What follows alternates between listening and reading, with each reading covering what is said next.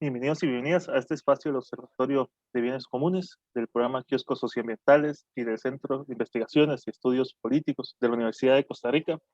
En esta ocasión vamos a tratar un tema que resulta de enorme actualidad, dado, digamos, las diferentes tensiones que se han vivido en el país en los últimos años, que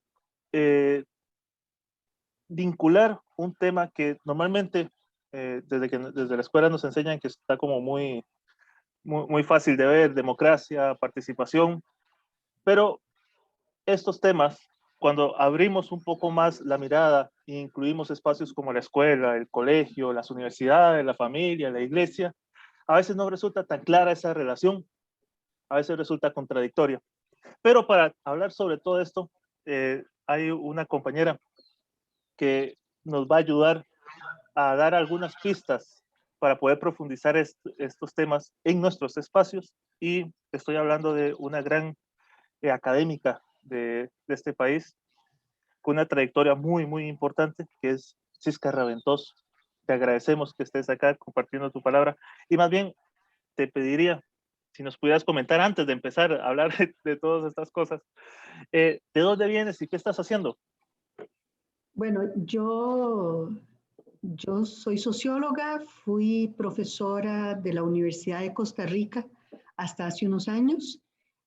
Ahora estoy jubilada y sigo con algunas tareas de la U ad honorem, pero tal vez en el último año lo que más he estado haciendo es participando en distintos colectivos académicos, ecologistas, feministas, eh, reflexionando un poco sobre todo esto que nos ha mostrado la pandemia y su manejo, ¿verdad? Es decir, que a mí me parece que abre enormes oportunidades de transformación, digamos, de cómo habitamos el planeta y cómo nos relacionamos entre las personas, y que no se está viendo, no se está aprovechando. Entonces, con una enorme angustia de que pasa el tiempo y que pareciera que lo único que se aspira es a volver a una versión deteriorada de la normalidad anterior, ¿verdad? Es decir, cuando en realidad, digamos, desde que empezó la pandemia y su manejo, eh, vimos por un lado de la urgencia, digamos, en términos como muy materiales, la urgencia de cambiar la forma en que nos relacionamos con la naturaleza, ¿verdad?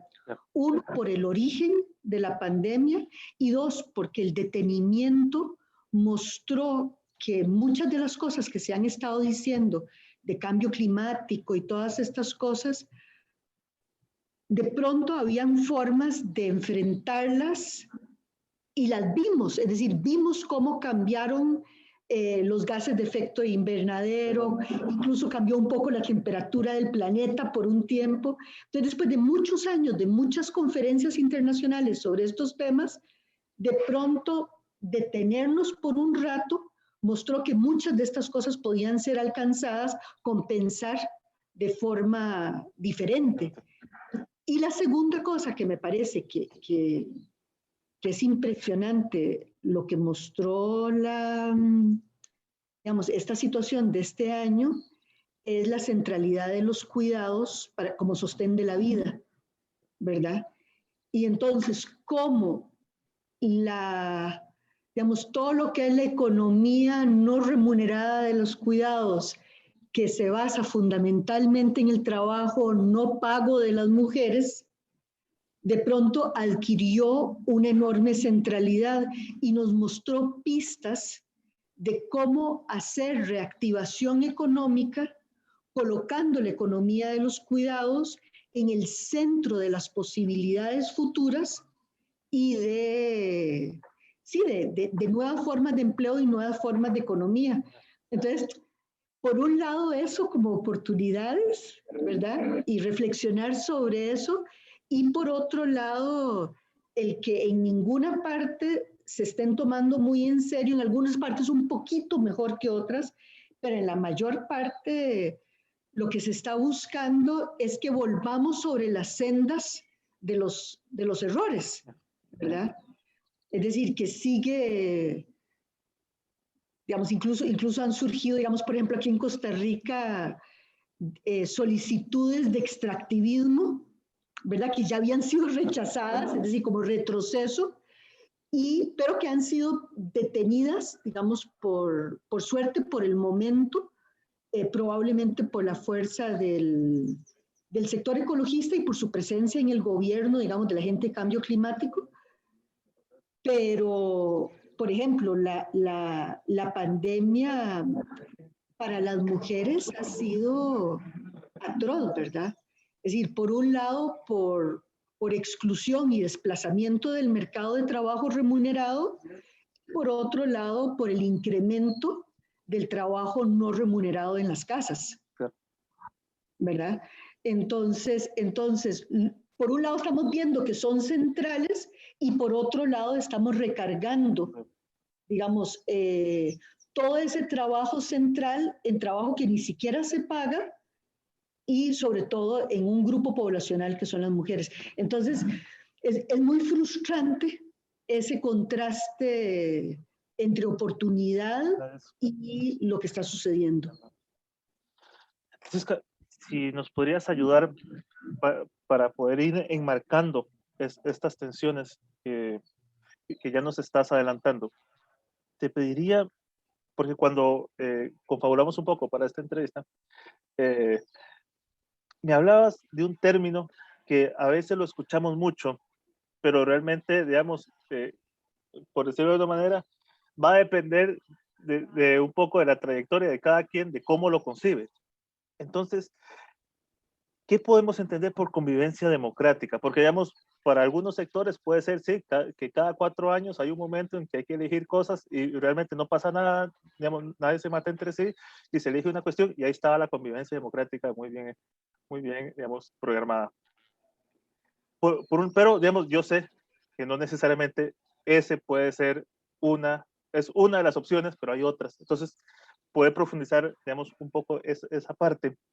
Y asimismo, digamos, lo autoritario, porque también a veces yo creo que se usa tanto que hasta lo desgastan. Entonces, esa tensión y te cierro. ¿Por qué nos preocupa esto?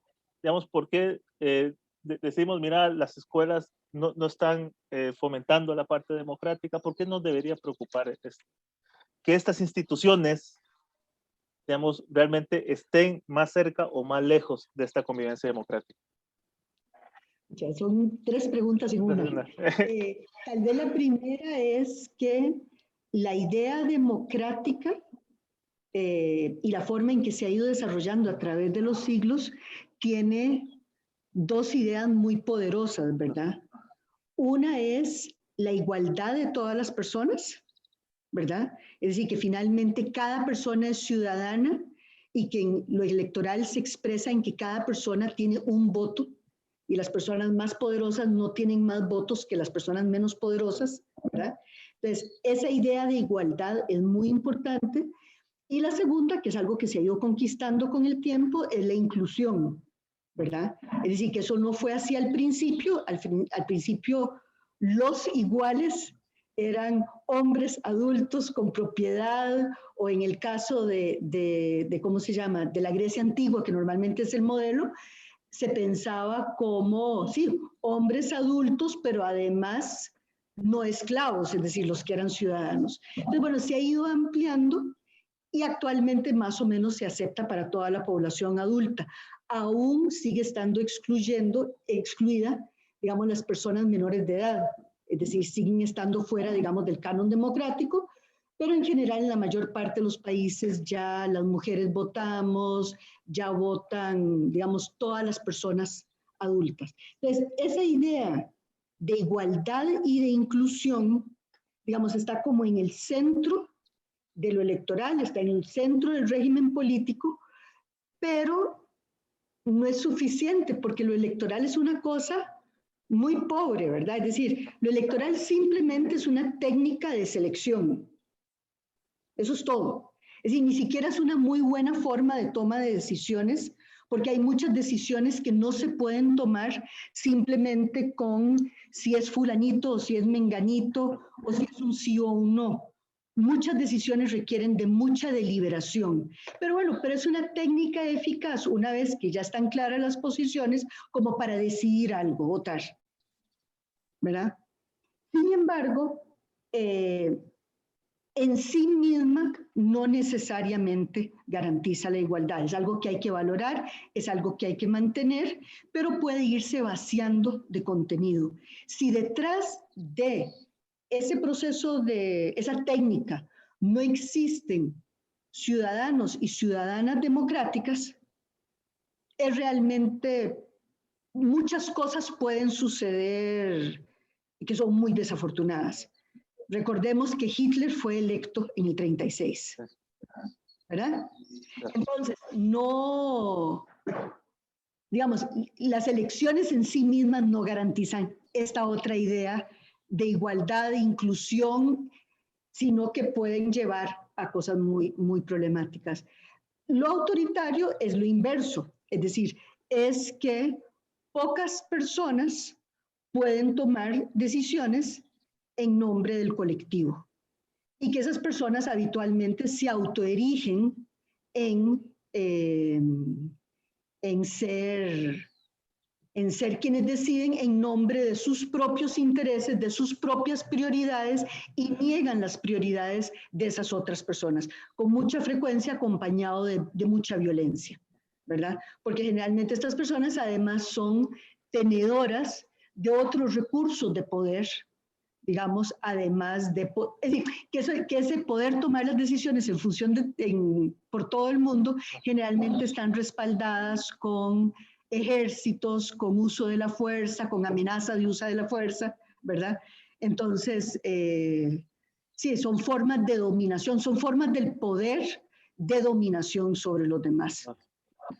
La tercera pregunta es, ¿por qué es importante entonces la convivencia democrática más allá de esta idea, digamos, que no está mal, pero que no se sostiene sola, ¿verdad? Que es el régimen democrático. Y es que para que haya democracia necesitamos ciudadanos y ciudadanas democráticas, que fue lo que dije al principio.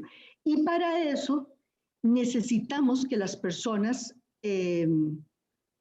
puedan convivir asumiendo esos valores de igualdad y de inclusión y que todas las personas cuentan en la convivencia cotidiana.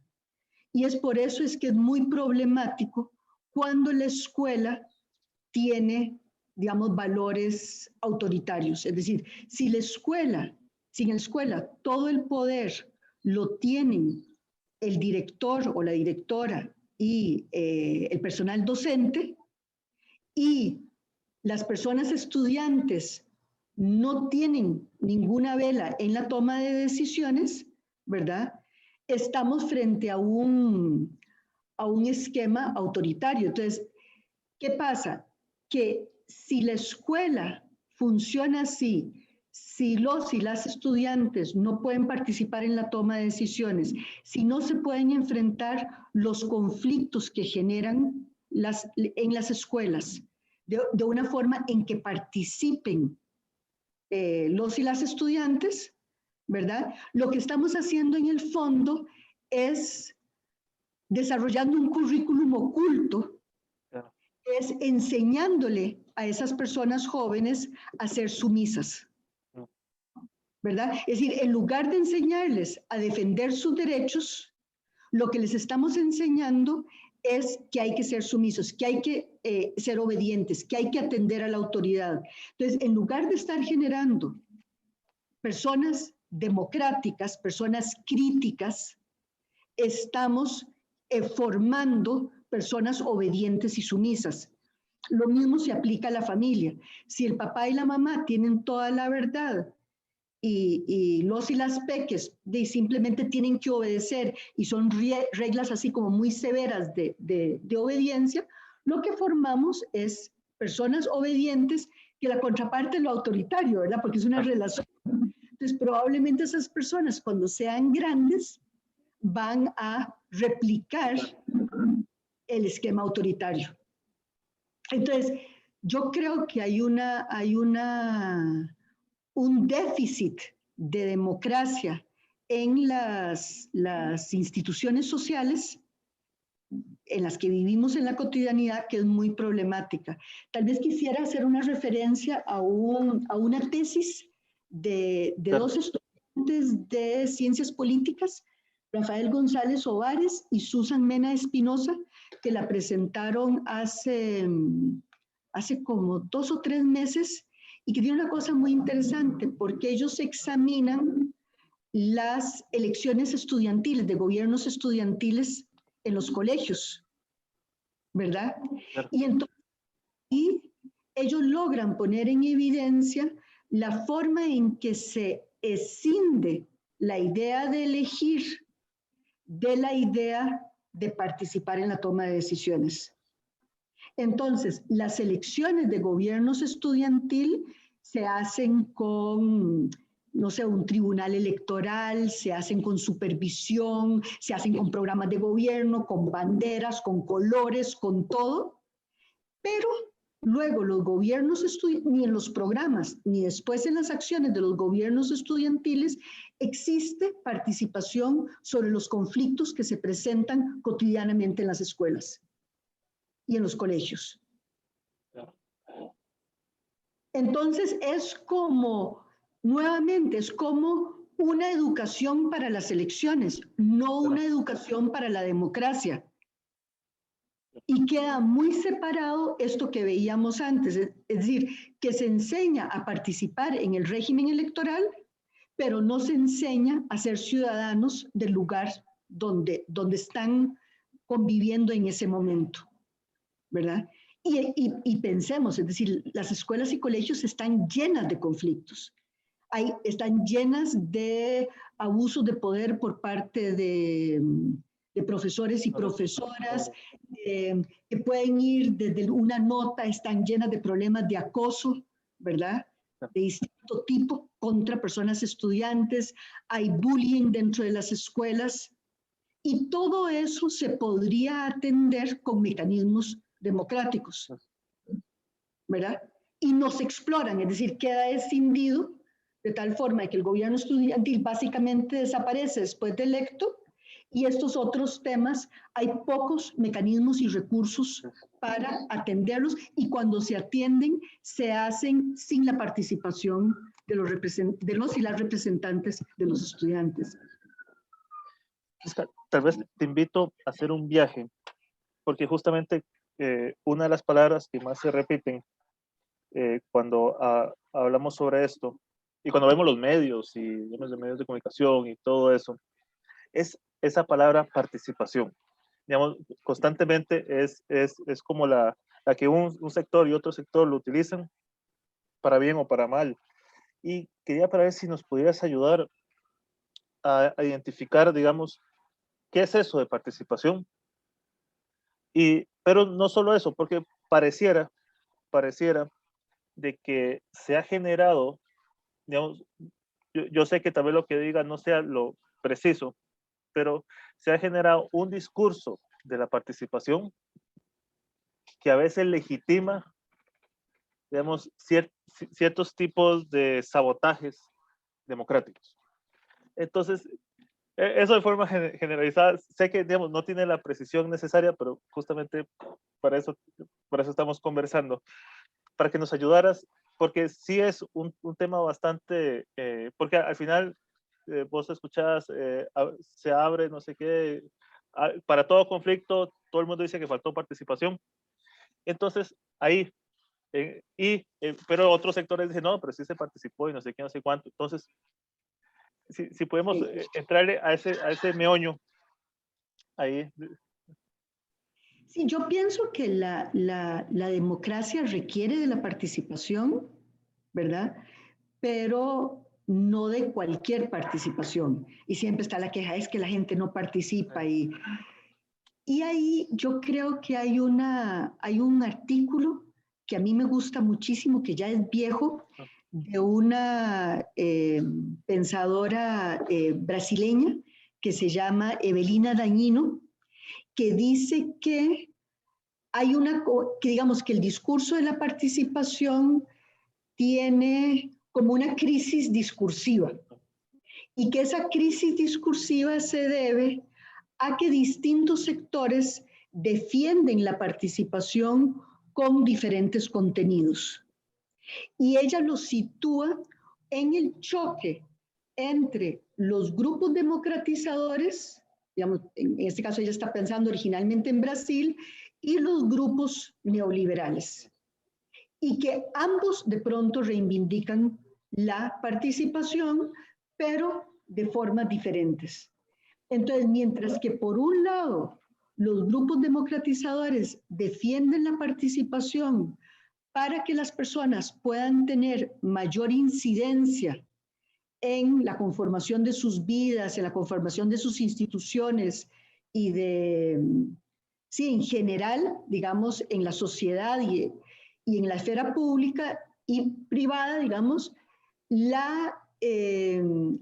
advenimiento del neoliberalismo con la restricción de la esfera del Estado, con los recortes de lo público, ¿verdad? Y con todas las ideas estas de austeridad y de que hay que recortar los programas sociales, empiezan a demandar la participación para que supla aquello que no se está financiando.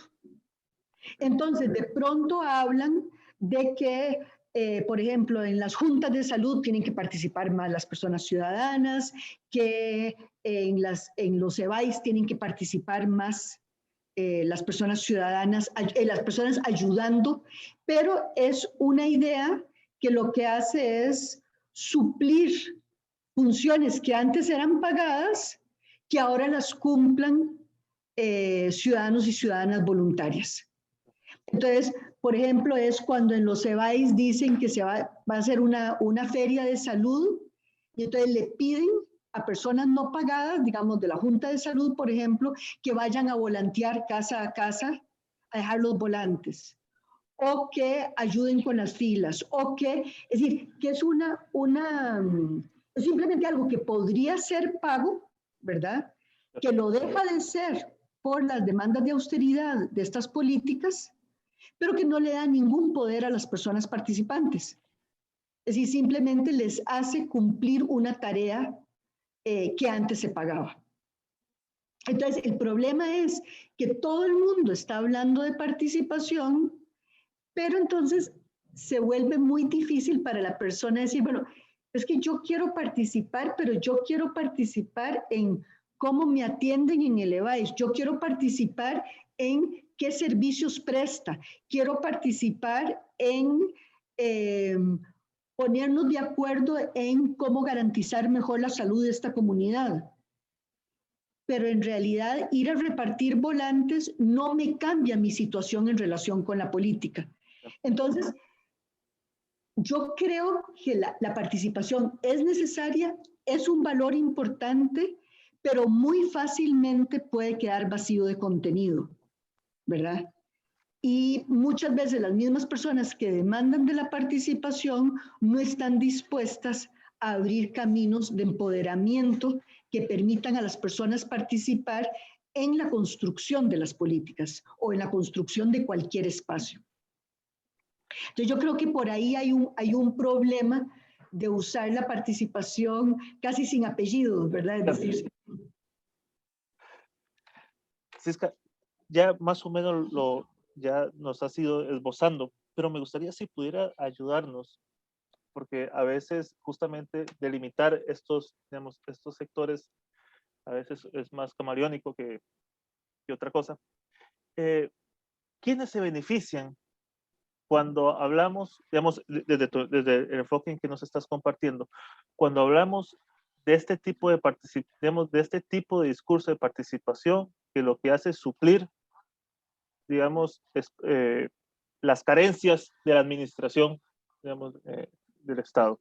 Digamos, ¿quiénes se están beneficiando y a quiénes les interesa, digamos, de que este discurso de participación sea el que, digamos, el que perdure?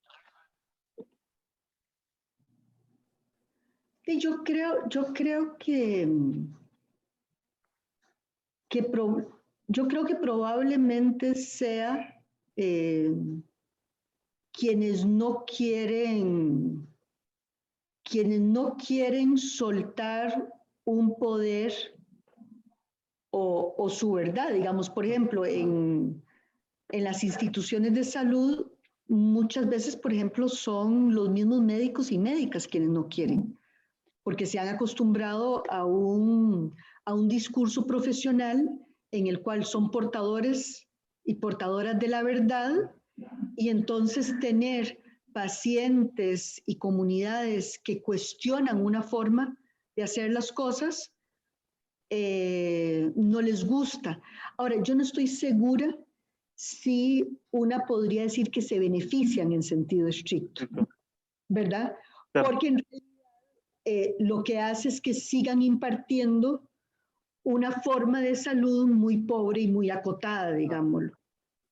Y, digamos, y en general la idea de formar personas obedientes, digamos, yéndonos más atrás de la participación hacia la idea esta de convivencia democrática,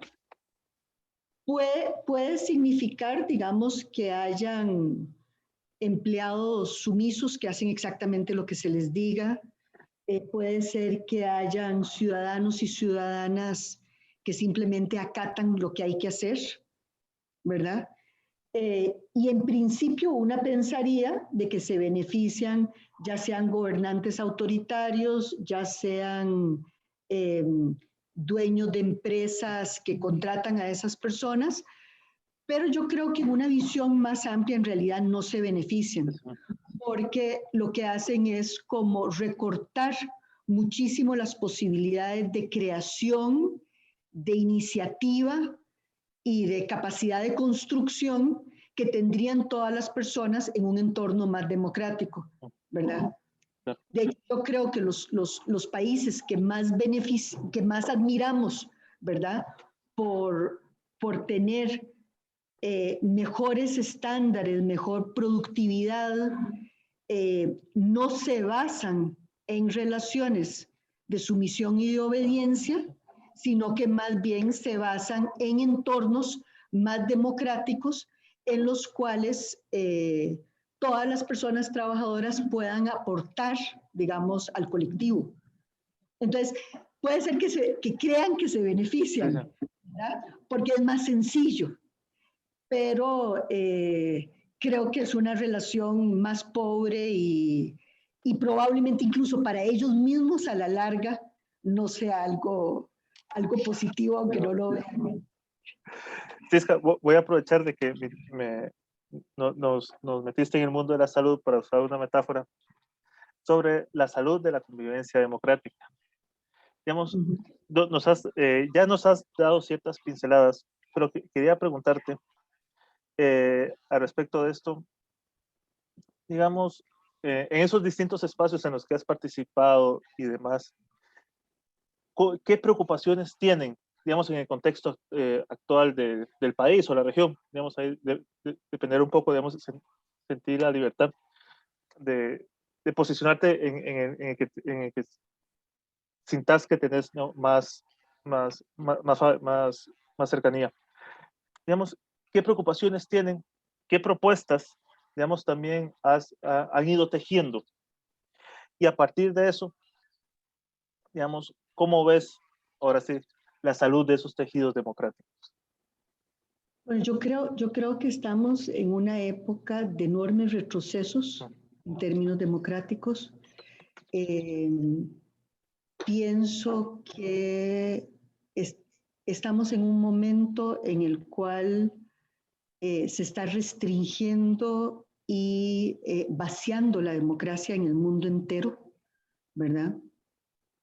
En el caso nuestro del país, de hace 2 años y medio, tuvimos un enorme conflicto social que fue la huelga de 2018, ¿verdad? Y ahí se dieron las manifestaciones callejeras más grandes de la historia del país, más que el Combo, más que el TLC, ¿verdad? Y no pasó nada, ¿verdad? Es decir, no se abrieron procesos de negociación, no se tomó en cuenta a esas personas, es decir, fueron absolutamente ninguneadas. Y creo que eso se está viendo ahora en las dificultades de movilización de la gente en este contexto, ¿verdad? Es decir, como una especie de inutilidad de salir a la calle. Es decir, fue nuevamente como una enseñanza de que es inútil salir a la calle. Así que, ¿para qué voy a ir si total nadie va a escuchar? Y eso me parece que es un enorme retroceso democrático. Pero además de eso, después han venido, digamos, un conjunto de leyes que han restringido derechos de organización, derechos de huelga, y ahora vienen derechos de negociación colectiva. Digamos, nosotros tenemos un país muy pobre, digamos, en términos, digamos, por ejemplo, de derechos sindicales, porque si bien desde hace 60 años, desde hace 80 años, tenemos una legislación laboral que permite la sindicalización, todavía hoy no tenemos sindicalización en el mundo del trabajo, en el mundo privado. Es decir, de la misma forma que yo quisiera que los gobiernos estudiantiles en escuelas y colegios tuvieran derecho de opinar, también querría que los y las trabajadoras de las empresas privadas pudieran organizarse, expresar, digamos, las violaciones a sus derechos y poder negociar colectivamente, digamos, sus condiciones de trabajo, ¿verdad? Que en muchos casos hemos visto que son terribles y que sin que exista organización de los y las trabajadoras no se puede avanzar. Entonces ya tenemos un déficit enorme. En el sector privado no existe actualmente casi organización sindical. Pero además de eso, las leyes nuevas, en primer lugar, las que se promulgaron el año pasado y ahora la ley de empleo público, buscan restringir aún más los derechos de organización de los trabajadores del sector público. Entonces, ahí tenemos todo un ámbito en el cual hay un enorme retroceso, ¿verdad? Y entonces se impide que se canalicen los conflictos ahí donde corresponde y que las personas más vulnerables, por ejemplo, en las relaciones laborales, que son los trabajadores respecto del propietario, puedan hacer sus demandas, negociarlas y avanzar. ¿De acuerdo? Entonces, estamos ante una situación muy grave y tal vez la otra pata del tema es que entonces la movilización, la negociación, etcétera, que ya de por sí eran frágiles, se están haciendo cada vez más frágiles y se están sustituyendo en distintas partes del mundo con explosiones, ¿verdad? Digamos, lo vimos en Chile el año pasado, lo vimos en Francia con los chalecos amarillos, ¿verdad? Es decir, cuando de pronto lo que queda no es tanto, digamos, como organización y posibilidad de demandas y de transformar la sociedad, sino que lo que hay es simplemente estallidos de rabia. Lo vimos en octubre del año pasado acá, ¿verdad? Y si lo pensamos, por ejemplo, también en ese estallido no hubo ningún tipo de negociación. Es decir, el famoso diálogo multisectorial que se abrió después, se abrió sin la participación de la gente que había estado en calle. Por distintas razones. Es decir, puede ser que, es decir, no estoy culpando únicamente al gobierno en este caso, ¿verdad? Había también posiblemente, digamos, reticencia por parte de los sectores movilizados, incluso tal vez ni siquiera todas las demandas estaban claras y había muchas demandas contradictorias, ¿verdad? Pero no hubo canalización, ese es el dato. Entonces, digamos, en lo que me preguntabas de segundo, de qué están haciendo los colectivos,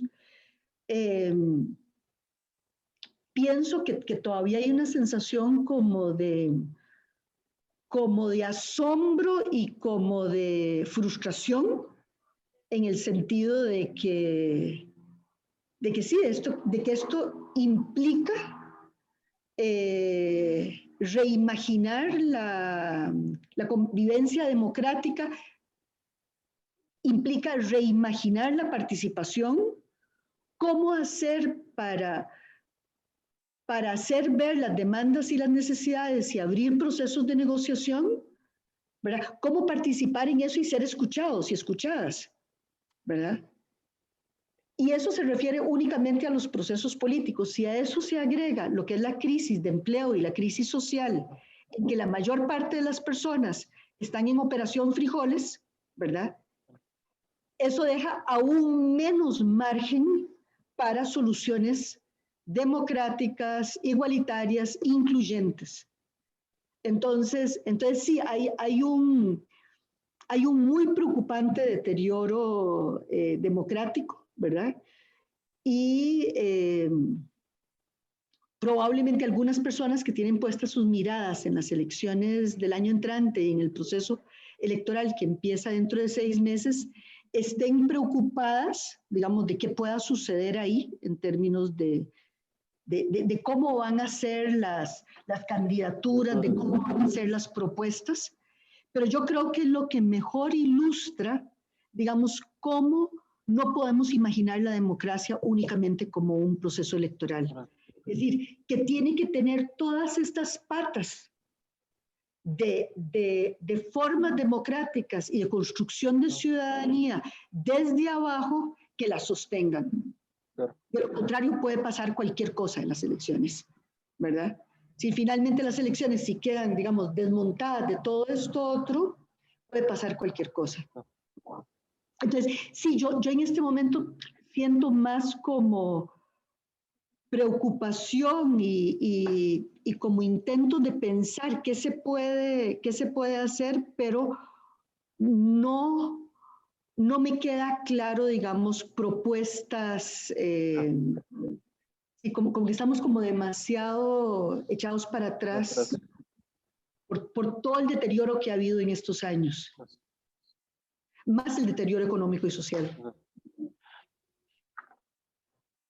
Ahora te voy a proponer un ejercicio de imaginación, porque ya, digamos, llegados a este punto, como sabes, desde los bienes comunes, digamos, los procesos organizativos son muy importantes, porque son los que dan son los que sostienen esas relaciones, digamos, con nuestro entorno y demás. Y posiblemente nos vayan a ver diferentes personas que también participan en distintos procesos, digamos, comunitarios, sindicales, etcétera. Y aprovechando tu gran experiencia como docente, pero también como educadora popular y demás, te quería proponer lo siguiente. Y, digamos, reivindicando mucho esta parte que vos decías de esta democracia, digamos, entendida en un sentido mucho más amplio, de un espectro mucho más amplio, a estos procesos organizativos que posiblemente nos estén viendo. ¿Qué acciones se te ocurren? Porque como sabes, pues todo, y como has participado, hay reuniones que son internas, se hacen capacitaciones, se hacen formación y demás.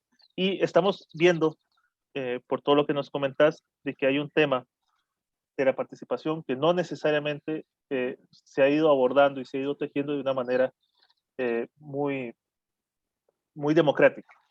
Entonces, ¿qué ejercicio recomendarías, no solo para el análisis, sino también para fortalecer a lo interno esos procesos? Estoy pensando en, en qué perspectivas deben de tener cuando estos procesos, estos compañeros, compañeras se sientan.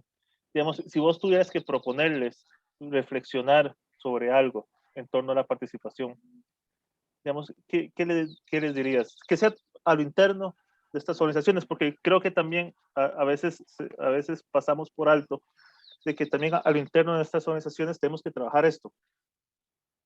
Entonces, ¿qué ejercicios, qué llamadas de atención? No, llamadas de atención yo creo que no es el tema, pero digamos, ¿qué propuestas darías, pistas, para que estas personas que nos estén viendo puedan llevarlo a sus espacios para discutirlo. Este tema de la participación en las organizaciones, la democracia. A ver, tal vez quisiera como hacer un esfuerzo de contestar y a la vez hacerte una pregunta para que me ayudes a entender. Claro. Creo que por contestar sería aplicar estos principios a las luchas por los bienes comunes, es decir, igualdad, inclusión y además asumir que también las organizaciones están plagadas de todos los defectos que tienen las sociedades y nosotras y nosotros mismos también. Es decir, somos productos de una sociedad y tenemos vetas autoritarias nosotros, ¿verdad? Digamos, pensemos, por ejemplo, que las personas que hemos trabajado en academia siempre tenemos el riesgo de dar clase en los procesos, ¿verdad? Es de pronto de ser los que sabemos las cosas, ¿verdad? Y ese también es un rasgo autoritario, porque no permite que las otras personas también nos digan lo que esas personas saben. Entonces, reconocernos que todos somos producto de una cultura no democrática y estar como conscientes de eso, ¿verdad? Y que muy fácilmente y en segundo lugar, dentro de las organizaciones.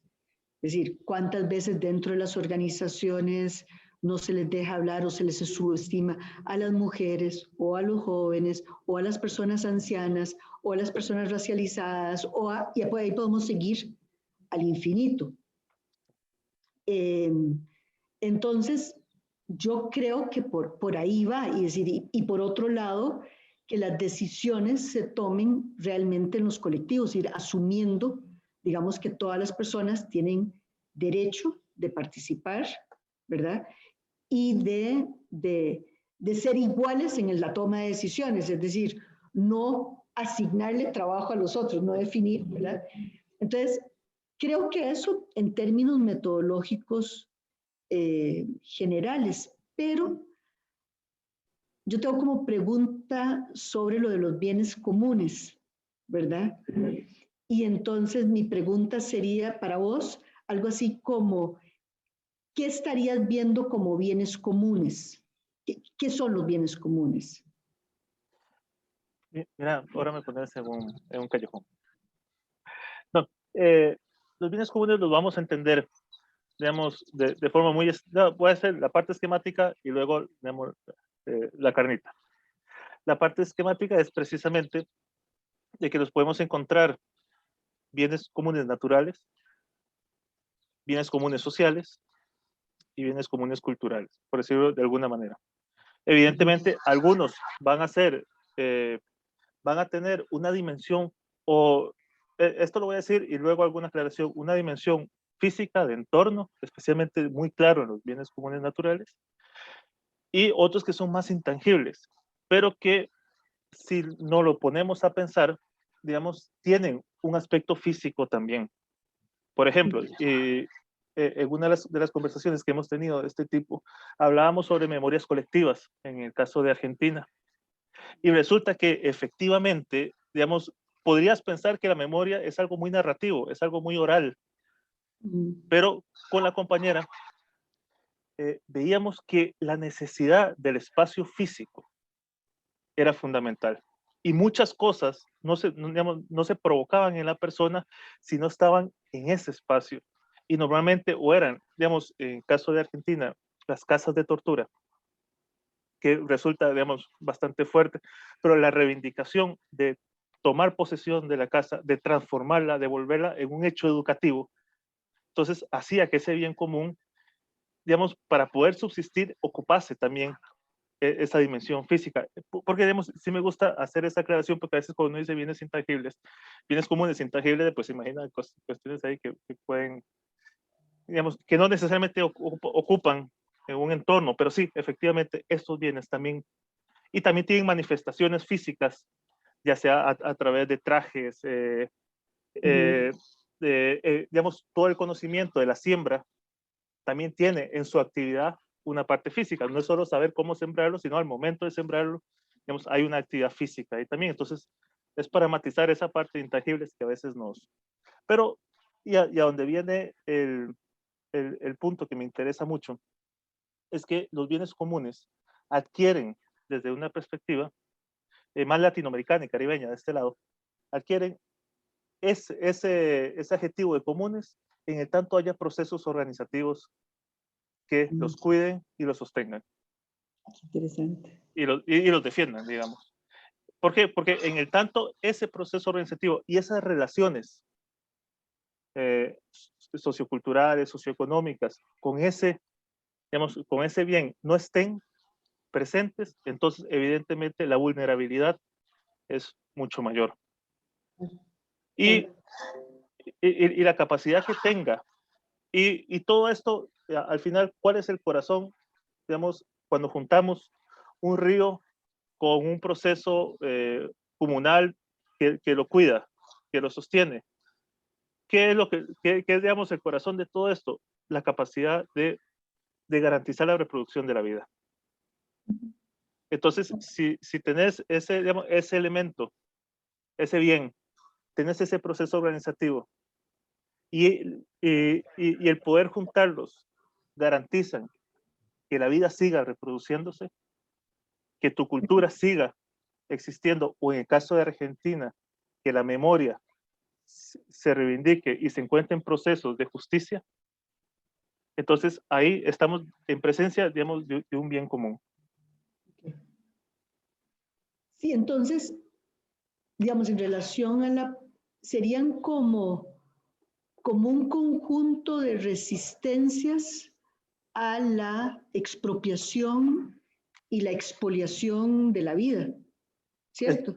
Exactamente, y también su otro lado, que es precisamente el cuidado, la siembra, digamos, de esa vida.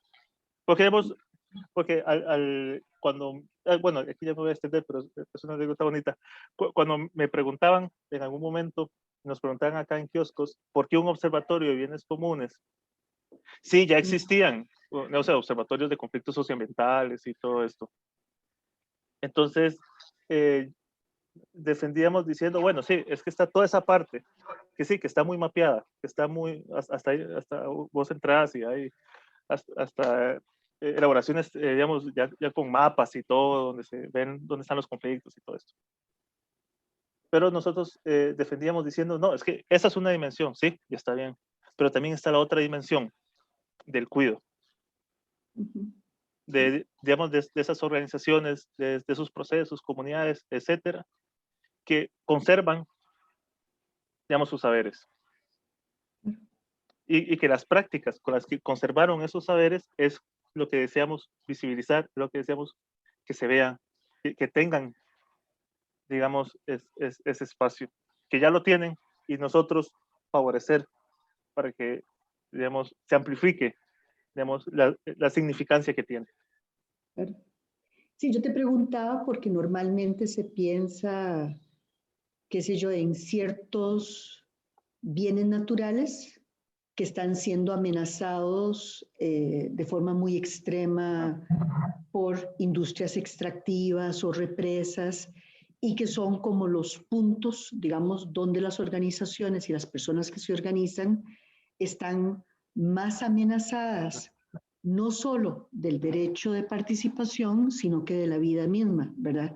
Y llevamos muchos años en América Latina en que la mayor parte de los dirigentes y las dirigentes sociales asesinadas son defensores ambientales. Entonces, yo creo que eso como que pone muy en evidencia, digamos, el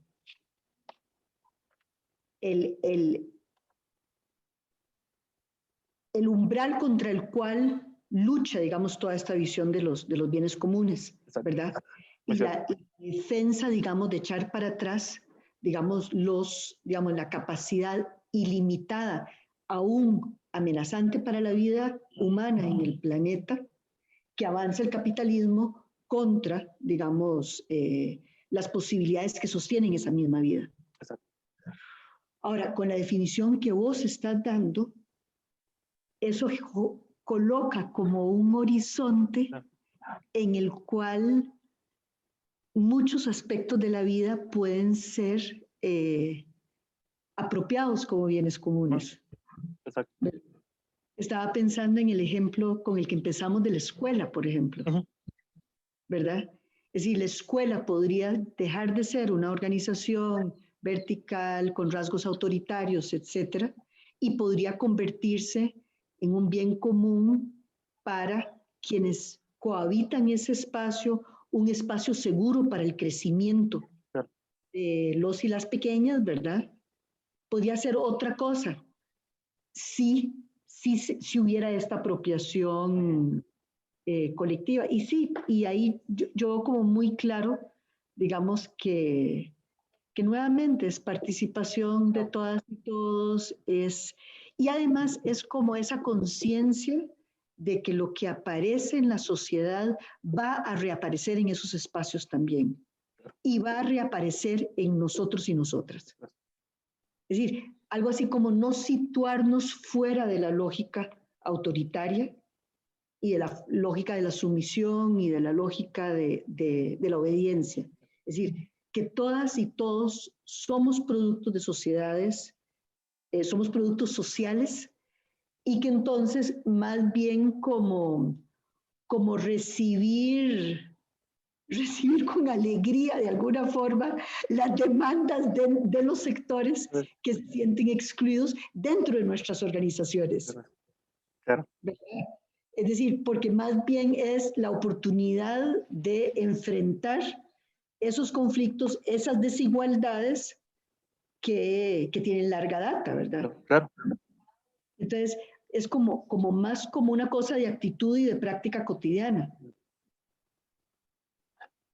Cisca, tal vez para ir cerrando, como sabes, este es un espacio que procura ser un diálogo, y una de las intenciones mayores es que este diálogo, de este tema en particular, pueda continuar más allá de cuando termine nuestra conversación, y que las personas que lo vayan a ver, etcétera, le queden algunas inquietudes, porque cuando lo conversamos en la confabulación, me decías, es muy difícil contestar esto.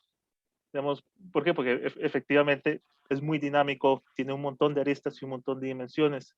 Y tal vez lo que más me alegró de eso que me decías era que esta última parte te va a ser muy fácil. ¿Qué preguntas nos dejarías para estas personas que nos están viendo, y también para nosotros y nosotras, para que vayan, motivarles a ir a sus espacios organizativos, sus escuelas, la universidad, etcétera, y plantear preguntas que puedan hacer que esta conversación continúe en otros lugares y que no dependa ya de que vos y yo sigamos aquí 3 horas hablando? Sí, yo creo que son preguntas que tanto vos como yo nos hacemos desde todas nuestras experiencias organizativas, desde, digamos, los distintos procesos en los cuales hemos participado. Es decir, es como empezar por imaginar que todo espacio es susceptible de transformación, ¿verdad?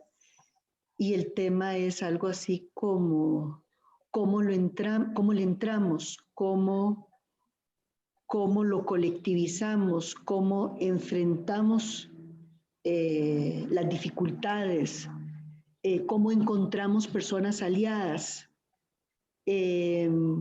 cómo sumamos y multiplicamos. Básicamente es eso, porque, digamos, porque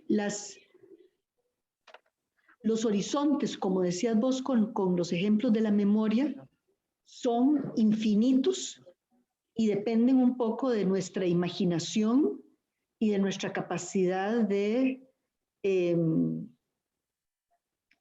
colocar esa imaginación y de hacerla realidad, ¿verdad?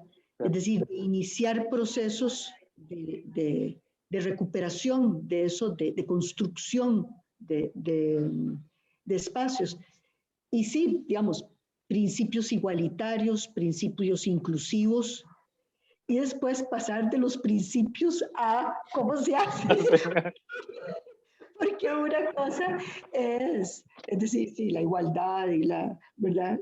Y la inclusión y todo el mundo, pero todo el tiempo nos encontramos, digamos, como fallando y salen muchas cosas que no, pero, digamos, pero teniendo eso como horizonte, yo creo que se nos abre la imaginación y entre más personas estemos pensando, y puede ser cualquier cosa, es decir, puede ser desde madres y padres que están pensando qué hacer con la escuela en este momento y con la relación entre teletrabajo y presencialidad y qué está pasando con los y las chiquitas y cómo, ¿verdad? Es decir, ese tema, por ejemplo, es un temazo para cualquier persona que tiene peques, Claro. ¿verdad? ¿Y cómo empezamos a entrarle para darle vuelta y para salir de esta sensación de impotencia y de pérdida? Y digamos, y vuelvo tal vez sobre la idea original, digamos, de pensar en todas las oportunidades de cambio que nos puso en primer plano la pandemia y que en realidad y pareciera que las medidas que se están tomando, digamos, a niveles más institucionales, más de Estado, van como el cangrejo en contra de esas oportunidades, ¿verdad? En lugar de abrirles cabida. Pero pasar de la constatación esa hacia construir algo novedoso es un reto enorme y requiere de muchísima imaginación. Entonces, sí, yo sé que suena un poco abstracto y básicamente es porque la respuesta es no sé. Pero a pesar de que no sé, tal vez si todas las personas nos ponemos a tratar de imaginar cómo podría ser, ¿verdad?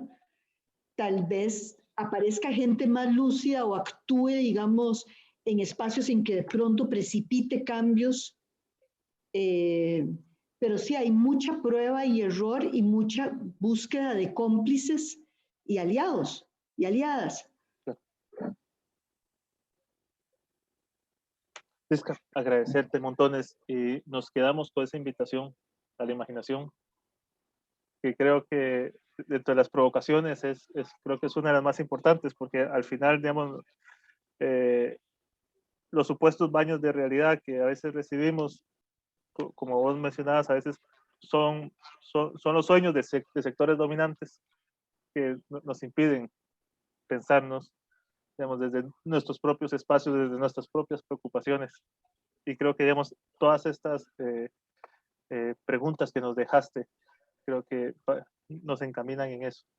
Y me encanta porque creo que esa invitación a la imaginación es un llamado muy necesario, especialmente en tiempos en donde la esperanza se necesita y hay que crearla. Y donde no actuar, en todo caso es peor. Exacto. ¿Verdad? Es decir, en donde no tratar de pensar formas diferentes, de seguro, y de hacerlas, de seguro es peor que lo que se pueda intentar, ¿verdad? De resistencia y de no sé, creación. Prisca, te agradezco montones. Gracias. No, a vos por toda tu palabra, por todo. Y como decía, nos quedamos con la tarea de imaginar, porque creo que sí es bastante necesario.